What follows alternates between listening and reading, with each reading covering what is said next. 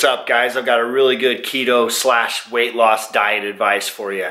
It's going to sound really obvious, but I bet you most of you aren't doing it.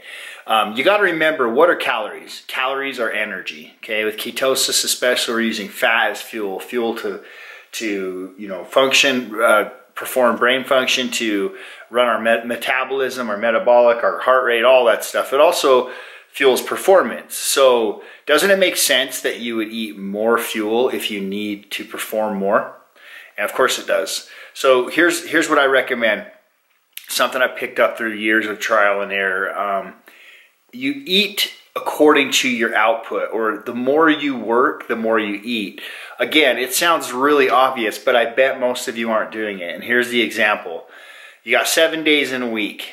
Hopefully you're training with weights 4 or 5 days. On those days, I would follow the protocol of your normal maintenance calories, okay? Which you got to figure that out. It's called your total daily expenditure. Lots of calculators out there off of lean body mass that just basically breaks down how many calories does your body need, okay? They recommend almost every single time on every fitness calculator I've seen that rigorous exercise for 1 hour, whether it's heavy weight training, cardiovascular, whatever, you're going to add about 500 calories. Now that's an average for most people. So if your baseline or your TD, your total daily expenditure, is right around 2,000 and you go in and lift weights, you're probably closer to 2,500 now on maintenance, because you've added 500 calories of energy spent, or it basically increased your need for more energy to fuel that. The other thing is, obviously on your days off, you're not exercising, so you're not going to eat 2,500 calories on that day. You're actually going to eat 2,000. And that's the key. A lot of people can call it calorie cycling. I eat it just eating for fuel or eating for function. My leg day, I actually add 500 calories than above my normal day.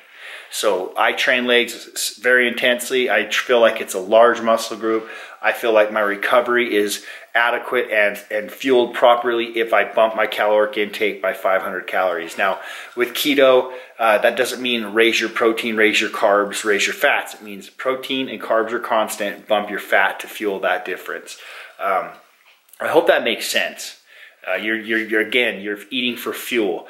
On a biceps, triceps, touch-up, pretty boy workout, you're not going to need the amount of calories that you are to fuel your leg day. You're just not. They're not as big of a muscle group. There's not as much energy spent, and obviously your body isn't recovering as heavily for the next day or two. Remember, calories are filling in those gaps. That's how you recover. That's how you grow. That's how you get back in the gym. And that's also how you fuel while you're there. So eat for fuel, eat for function.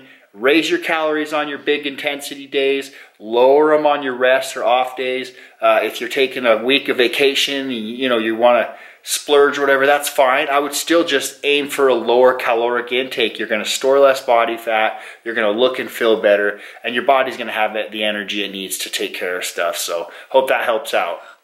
Yes, sir. Dad and Meth in the building. Yeah.